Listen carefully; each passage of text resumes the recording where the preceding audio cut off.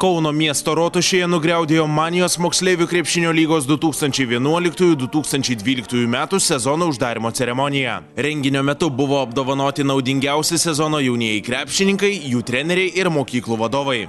Šio sezono MKL uždarimo naujovė tapo visų MKL čempionatų simbolinių penketuko rinkimai. Vaikinų simbolinį penketuką sudarė du saboniukai Marius Grigonis ir Tomas Dimša, marčiulioniukas Edvinas Šeškus, Aisčių mokyklos atstovas Martynas Varnas, Vlado Knašiaus krepšinio mokyklos krepšininkas Tadas Sidekerskis. Merginų penketuką sudarė šiaulietė Ieva Kazlauskaitė, biržietė Martina Petrėnaitė, vilnietė Dalia Belickaitė, panevėžietė Laura Želnytė ir marijampolietė Greta Tamašauskaitė. Aš manau, daugiau negalima buvo tikėtis, nes aš nelabai vertinu rezultatus, aš galiu vertinti mūsų komandos. Mūsų abi komandos pasiekė daugiausia, laimėjom pirmą vietą ir gan didelių skirtumų. Ir aš manau, kad jau geriau tikrai negalėjo būti, tai labai patenkintas su šio sezonu. Geriausių metų vaikinų treneriu tapo Marčiulionio akademijos strategas Tomas Purlys. Buvęs krepšininkas kartu su savo treniruojama 1995 metais gimusių marčiulioniukų komanda ne tik triumfavo savo amžiaus čempionate, tačiau ir metais vyresnių vaikinų pirmenybėse užėmė trečiąją vietą. Be abejo, svarbus ir malonus, manau. Kiekvienas, manau, treneris, kaip ir žaidėjas, siekia maksimalaus rezultato, tai aišku, buvo malonu labai iš tikrųjų. Kažkiek nesitikėjau, nes manau, kad vis tiek visada būna kaip ir jauniai, tai turėjo gal ir Arūnas Visockas būtina, bet yra kaip yra, tikrai mes šiais metais stengiamės ir aišku, norėjau labai padėkoti savo komandai, bet be jų indėlio aš kaip ir turbūt nebūčiau tas geriausias treneris dabar vadinamas.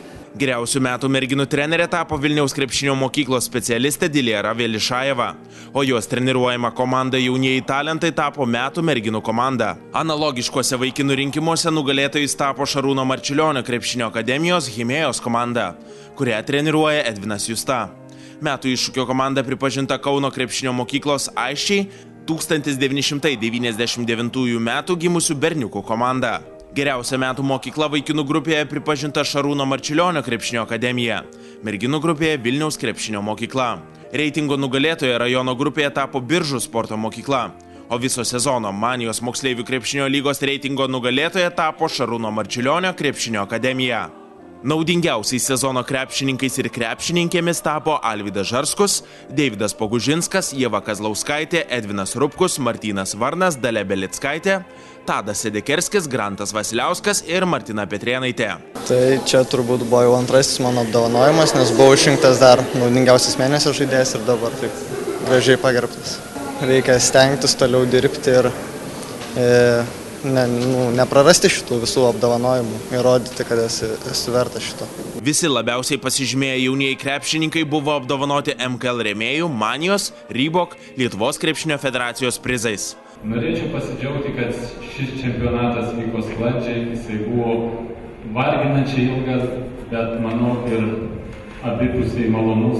Kiekviena iškovota pergalė davė džiaugsmo, o kiekvienas pralaimėjimas aišku, tvirtino jaunųjų krepšininkų širdį ir manau dar ateityje parodys kelią į pergalės. Moksleivių krepšinio lygos sezono uždarimo šventėje žiūrovus linksmino choras Varpelis.